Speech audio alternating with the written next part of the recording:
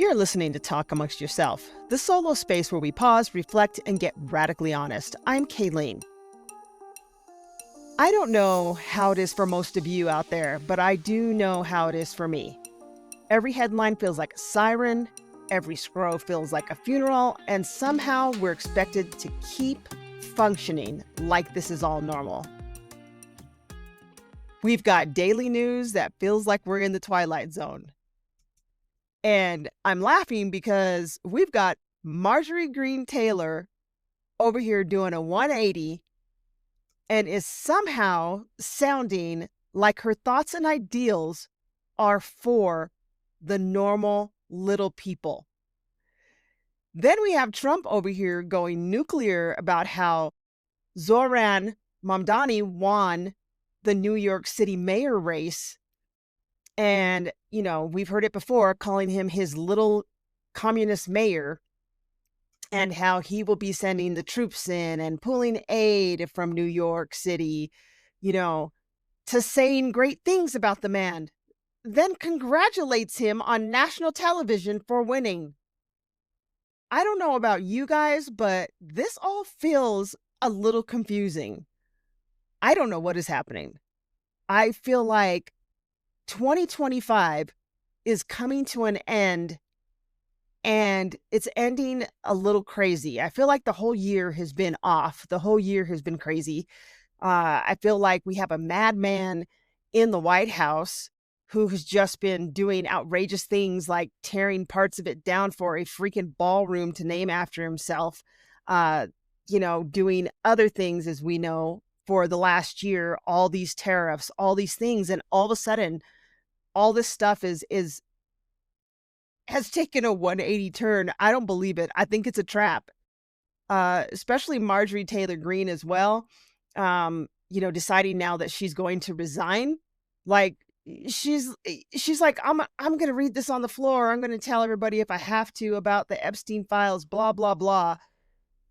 I don't even know, man. I almost like her now. I feel weird about that. I feel like, why am I agreeing with her? Why am I nodding my head thinking, okay, girl, but what does it take to make you turn a 180? I don't know. A whole year of just a shitstorm of stuff? Or is this a trap because she knows that she's about to start running for, I don't know, president maybe a different seat somewhere else? I haven't the slightest idea, but I feel really not so okay about that. And I don't trust her, and I don't trust anything that is happening right now. You got Trump praising someone he literally called a communist, and I am shocked. And then you got Zoran, who definitely believes and has said out loud, even to his face during this, that he is a fascist, that Trump is a fascist to his face. But yet it's a cordial meeting. Somebody help me and tell me that this whole year has been just a bad episode of the Twilight Zone, because I am just beside myself. I don't know what more to say about that. But I wanted to get into other things as well during this. I'm coming down to the home stretch of my last 3 episodes for the year.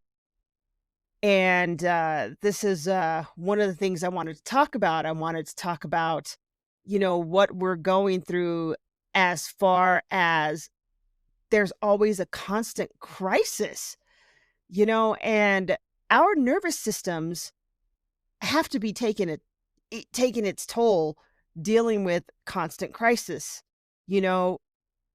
I have to admit, at night, I've become like this little doom scroller, but they call it doom scrolling, but I don't know that it's necessarily doom, right? Like, I guess it's doom, maybe it's doom scrolling, because it's affecting you and it's affecting your life and your sleep. But I tend to do this at night before I go to sleep, and this is what keeps me up. This is part of what keeps me up. Like, sometimes I'll be doom scrolling about negative stuff like news and stuff. And then other times I do it because I need to laugh. I just need to laugh. And there are some crazy, funny ass people out there right now. And who knew that the world was full of all these comics? I mean, seriously, who knew that everyone was funny and everybody had a funny bone, but not everybody gets paid like, Hollywood. But yeah, so when I'm doom scrolling, that's what I'm doing. Sometimes I'm trying to find the light things in life. I'm trying to find the fun things in life. I'm trying to just laugh because things have been so heavy in this last year. It's not just the political things. It's not just the world news. It's my personal life. There have been a few things in my personal life that are also happening, that are also um affecting me, and that are also very exhausting, like from my job to some personal um things of grief that I'm carrying. I'm carrying a lot. I'm carrying a lot. And if you listen to my show, you'll know I'm not even going to repeat it because I think you need to listen to the show and you'll know what I'm talking about. But, I have a lot of grief going on. And, I have someone who I've been close to pretty much since I was a freshman in high school who is now being put into hospice. And my heart is completely broken. I feel broken. And, but I feel like this show is important to me because I made a commitment to it and I love doing it. It's important to me. I said it before, it's like therapy for me. But, going into some other things, it's like, I swear, and I truly do believe that the exhaustion we are carrying is part of global grief. And we're going through this global grief while trying to survive personally. I truly believe that there are things going on in the world that we're taking on personally, and it's hard. It's really hard. I mean, we're worried about what's happening in Gaza. We're worried about what's happening in the monarchy of the UK. If you're American, you're definitely worried about what is happening in the White House, what is happening to our economy, what is happening at work, everything. You're worried about that. You're worried about our safety. You're worried about whether or not your kid is safe at school during the day. I mean, and that's global to me. That's at least nationally eroding, our safety and our thoughts of safety. When I was a kid, I never had to think about going to school thinking I was going to get shot up and whether or not I wanted to go today.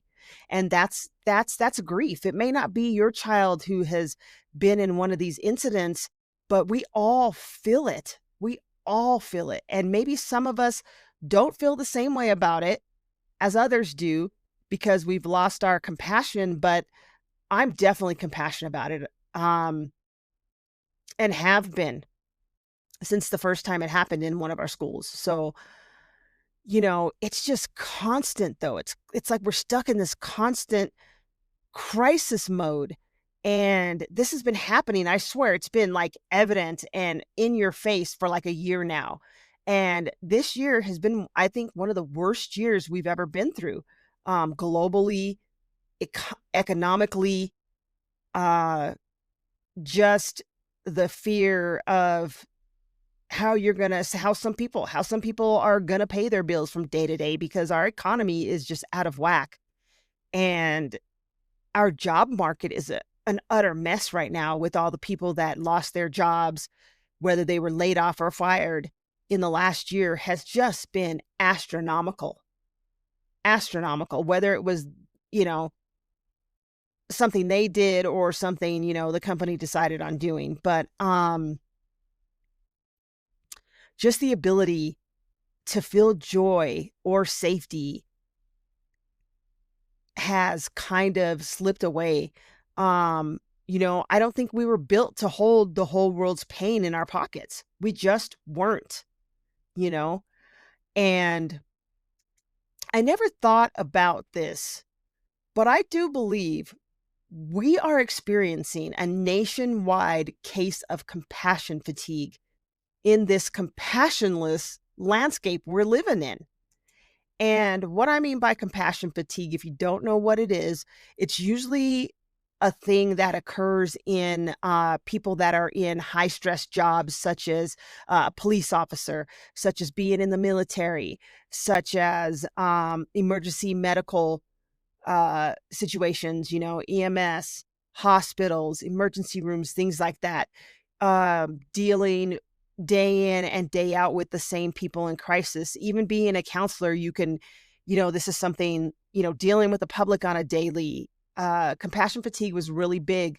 And I think it's become even a bigger issue. I think it has become a nationwide issue where we as human beings just you lose compassion for our fellow humans. And it's due to the stress of dealing with every day negativity, negative connotations that are thrown at you, negative um, beliefs and thoughts and things like that. So it could make you into this compassionless person, and you start feeling guilty because you don't know why you don't have compassion for people, why you don't feel bad for situations, why you can watch something on TV and it just doesn't matter. You know, this happens a lot in any form of public safety job. I remember one of the first times that I realized that I may have had compassion fatigue was how your humor changes, and your humor changes in a public safety stance because you don't know how else to deal with these types of things that you hear, that you see. And I will never forget this. We were in a meeting. There was a call that day where this man set his kid's car on fire, hopped in the car, and drove away. So we're in the middle of a meeting, and I am not lying when I say this came from our director. It absolutely came from our director, and it was one of the funniest things I've ever heard. And to this day, it's still funny. But to most people, it probably wouldn't be funny because your humor isn't like ours. Your humor isn't like anyone else's who has been through these types of crisis when you're in public safety. And the joke was, hey, yeah, there was this call today, where this man set his son's car on fire, then gets in and drives off while the car's on fire. And she goes, talk about a Hot Wheel. And the entire room bursted out into laughter. I was one of those people. It was one of the funniest jokes I've ever heard. And to any normal person on the planet, that probably wouldn't even be funny to them, but it was funny as hell. It's still funny. I still laugh about it because technically I'm still in contact with the public. So I don't know. Maybe I'm compassionless. I think I am, maybe to a certain extent. Absolutely, I have compassion fatigue. But, I think on a wider scale, I'm probably better with compassion than I am with, I guess, maybe let's just say working alongside people.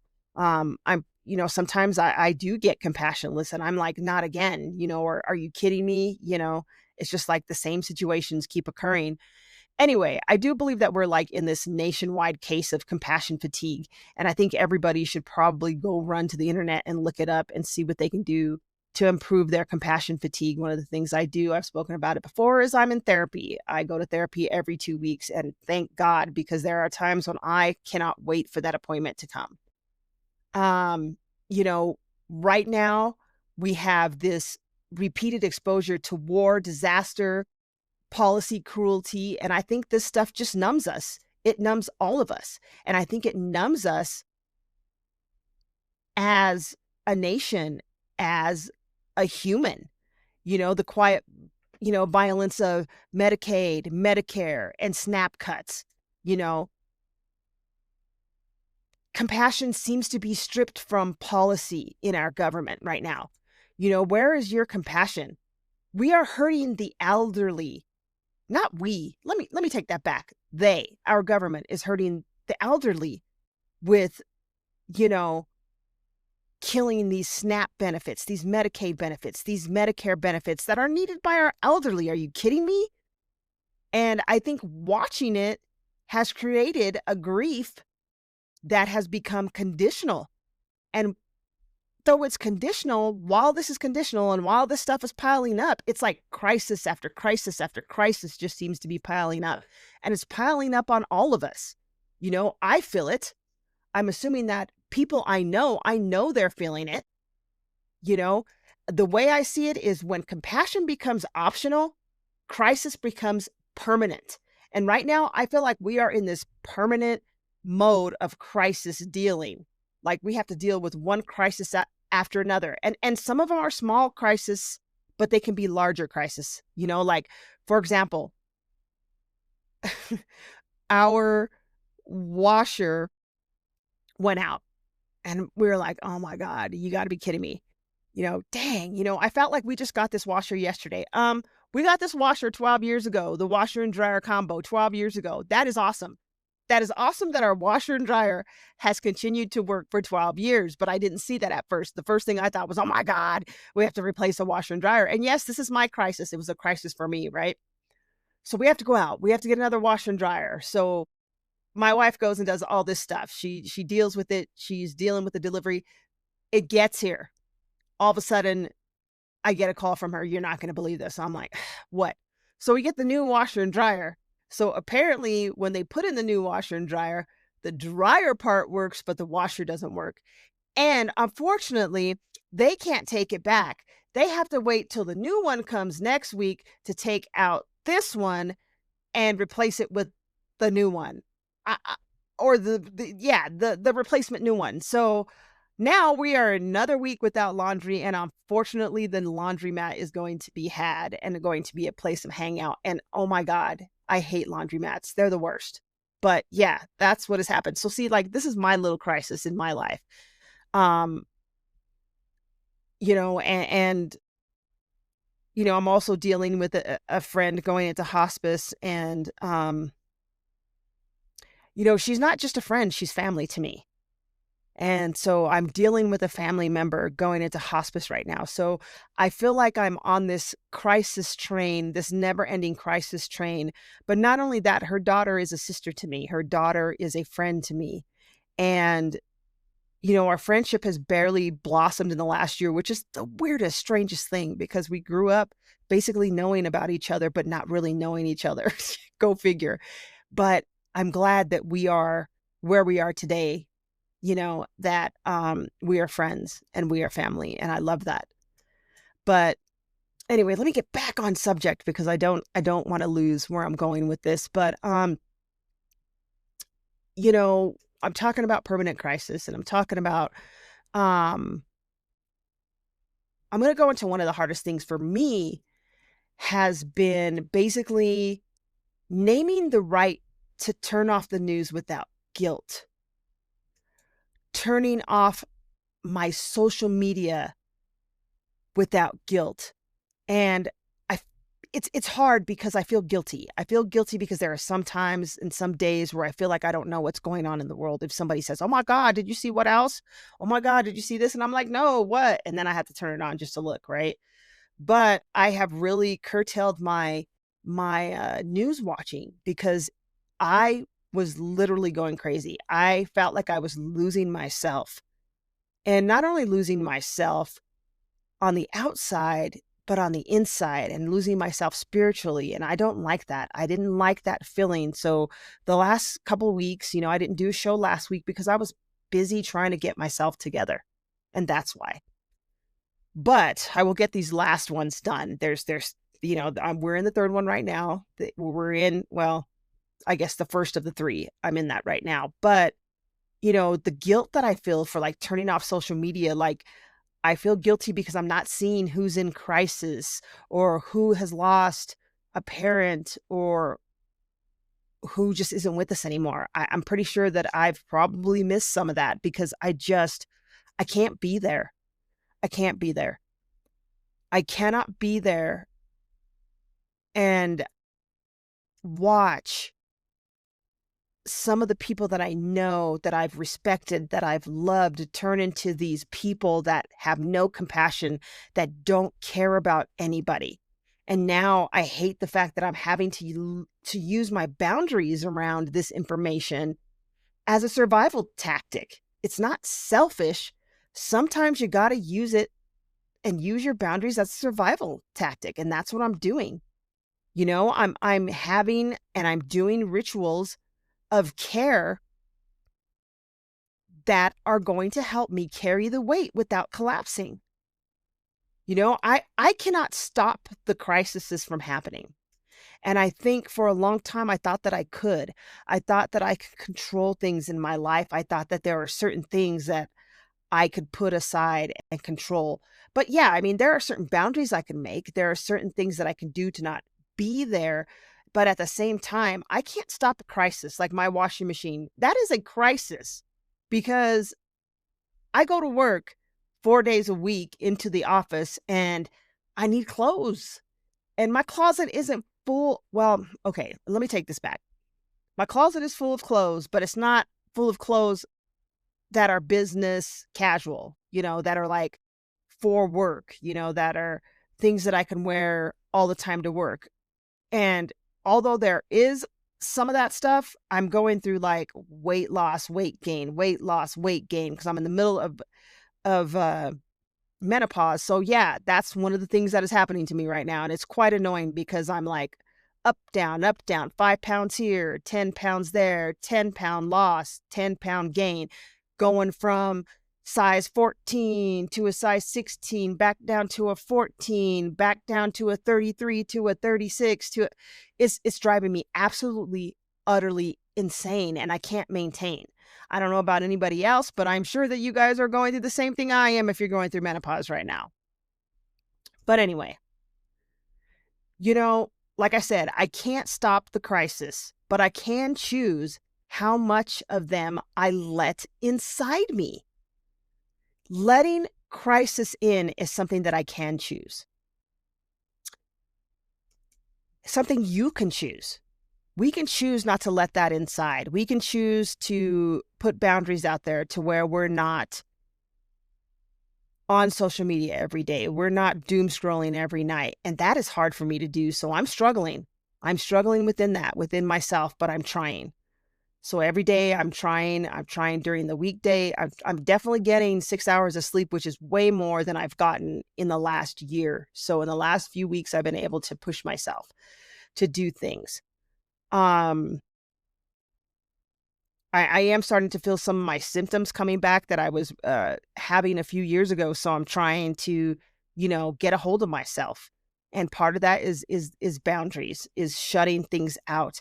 And I'm sorry to the people that probably feel like I've kind of left them behind and I haven't talked to them in a while, but it's not that I'm leaving you behind. It's just that I'm dealing with my own crisis. And when I do that, I shut out people. That is just how I am. I tend to turn people off because I need to focus on myself and my family. Anyway, some of my family gets shut off too. So even in the same house, so don't feel bad about it. But do what you need to do to work on you. It is okay. There's nothing wrong with that. Try not to feel guilty, but look up compassion fatigue. See if that's somewhere you're at and what you can do about it. I would definitely recommend doing something about it because I think compassion fatigue, we could probably do a whole show on that. But I want to say, if you feel heavy from holding too much, me too. If you feel guilty for turning away, me too. If you're tired of pretending constant crisis is normal, then you're not alone. You're not broken. You're awake. I'll be back next Sunday. Until then, stay soft, stay brave, stay grounded. I say this all the time, and I'm going to say it again. Stay grounded, because grounding is important. I lost my footing, and when I lose my footing, you won't hear from me. That's just how it is. So, if I'm gone and I don't have an episode next week when I'm supposed to, it's because I'm trying to ground. I feel like I'm back. I feel like I'm grounded. But stay grounded and keep talking amongst yourself.